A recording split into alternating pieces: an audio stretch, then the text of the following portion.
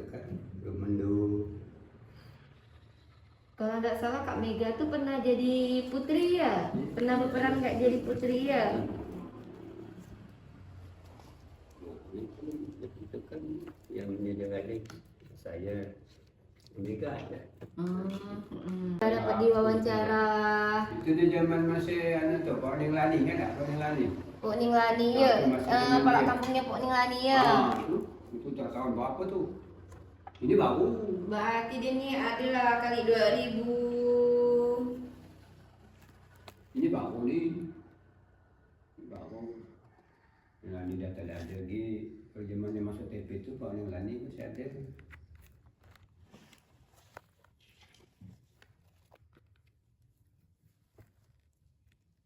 Soalnya waktu masih saya kecil, agak kecil sih, waktu masih saya SMA.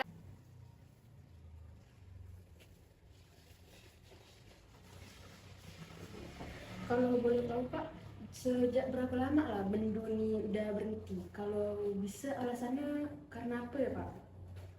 Kayak udah tak ada yang tak ada lagi. Ya pertama yang orang tuanya yang tahu sejarahnya. Yang tahu sejarahnya udah. Yang saya katakan tadi kalau bahasa dia itu manajernya udah meninggal. Yang tahu kalau apa sejarahnya, salah satunya meninggal. Dan juga pemain-pemain ini kan tidak semua mau anak-anak muda lah katakan, kecuali orang tua-tua yang mau seperti ini. Kalau orang muda-muda kan cuma dan yang orang tua-tuanya dah meninggal semua, dah tak ada lagi. Jadi Bendu tuh berkisah tentang raja. Lalu untuk raja itu gimana Pak? Ada alur tersendiri dah Pak? Biasanya raja itu apa? Di filmnya, di Bendunya itu Ceritanya dia menceritakan masalah kerajaan lah. Ya, misal kadang-kadang raja itu banyak lah, karena raja itu tidak punya anak, kadang-kadang bikin cari anak. Terjadilah jadi makilah istilahnya orang apa kalau bahasa kita ni orang pandai lah, orang pintar. Dia kalau pengen dia punya anak, ini harus ngambil barang yang ada di bukit ini. Jadi sang raja memerintahkan kepada panglimanya untuk pergi mengambil apa yang dikatakan oleh orang pintar tadi kan. Dan di situ ada penunggunya yang rupanya kalau di bahasa jin itu bahasa Mendunya itu jin. Jadi begitu jin dengan yang di pesuruh raja tadi ini terjadilah perkelahian. Kadang-kadang begitu.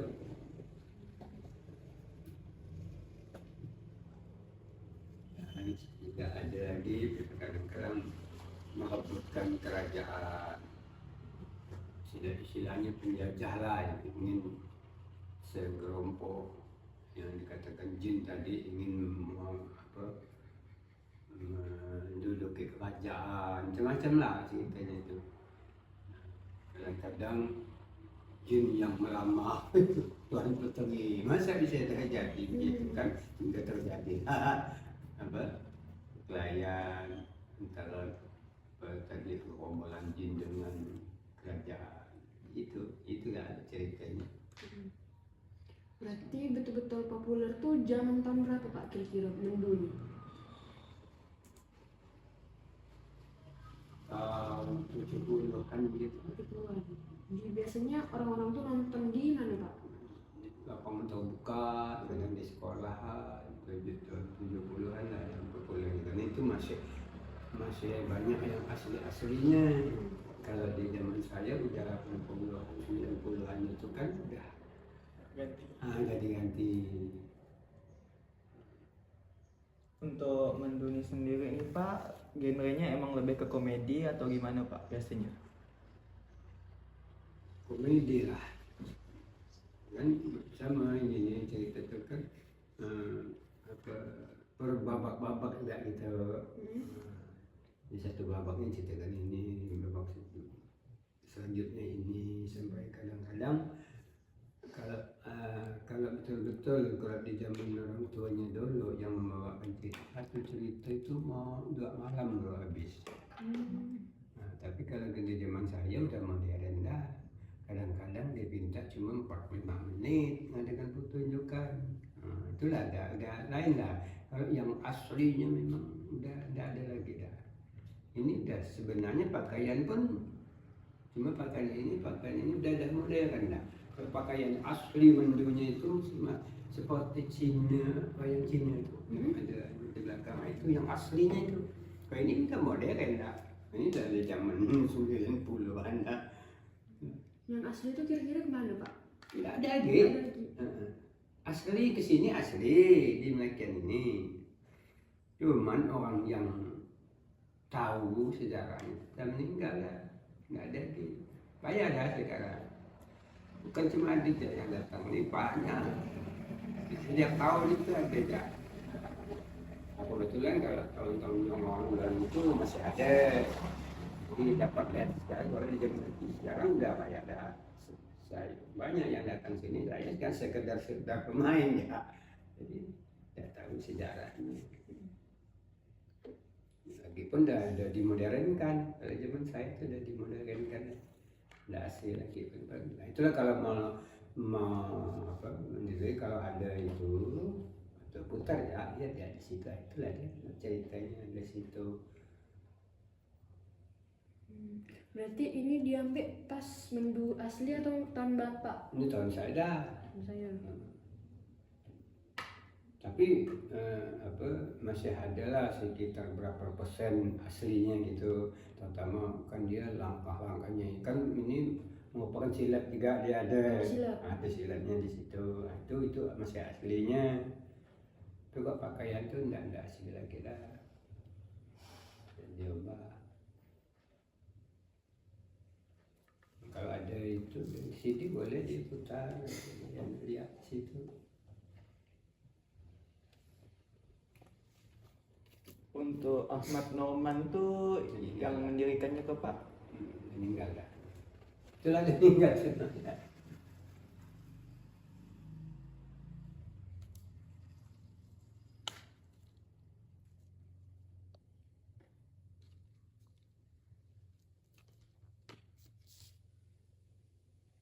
Kalau untuk pemain mendu ini dari umur berapa sampai umur berapa Pak?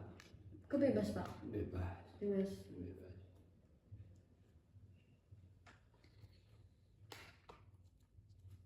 Itu ada tidak tahu komisioner tidak guru yang di Kampung Pasir itu siapa Bu Fitri kan nggak salah namanya. Nah, itu dia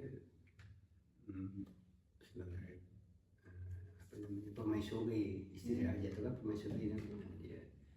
Dia juga pemain, tidak tahu dia cerita.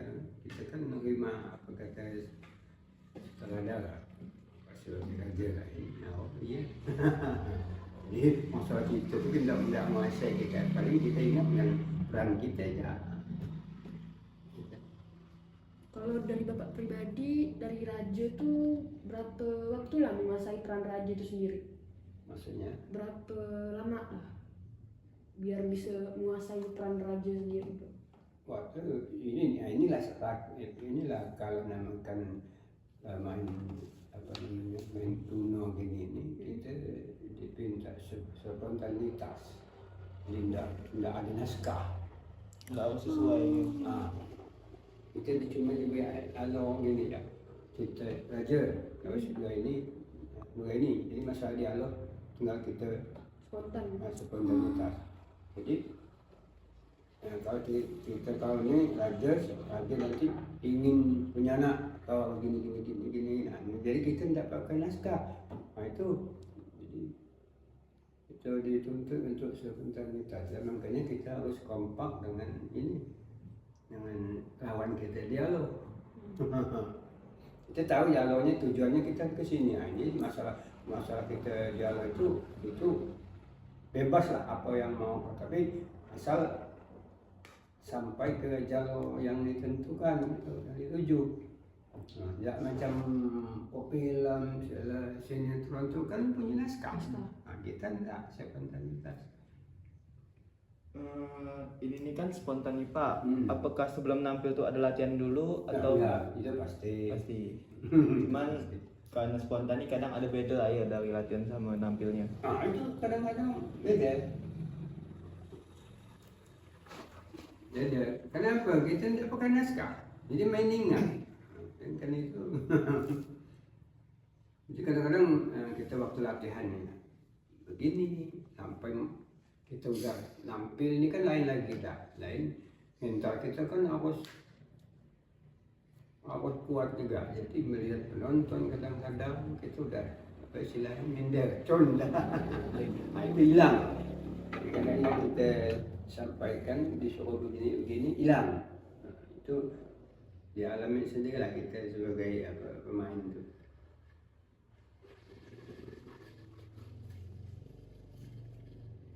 Kalau dari baju wanita ada makna sendiri nggak Pak? Ini sebagai itu apa makna? itu ya aja kan ini kalau itu kan untuk apa istilahnya di sini lah di sini tanda menunjukkan bahwa ini aja.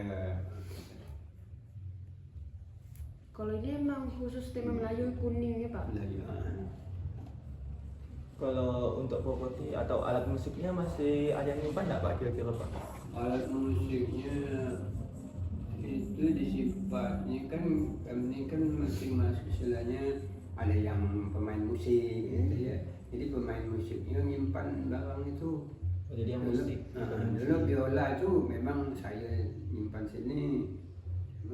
Kemarin tuh ada Buddha Sungkubang tuh yang kebetulan dia kuliah jurusan kesenian. Jadi dia pinjam. Jadi ya ada ke Sungkubang. Jadi yang selain apa malah gendang dan segala apanya itu kan yang nyimpan itu kan pemain musiknya. Ya, saya kan ya, cuma nyimpan pakaian. Jadi masing-masing pemain itu kan ya nyimpan masing-masing. Kecuali kalau di Mega itu kan itu kadang-kadang dihias oleh mak pengantin. Jadi ya, pakaian itu dari mak pengantin. Apa itu di bawah aja dulu. Bila mau yang karya lah.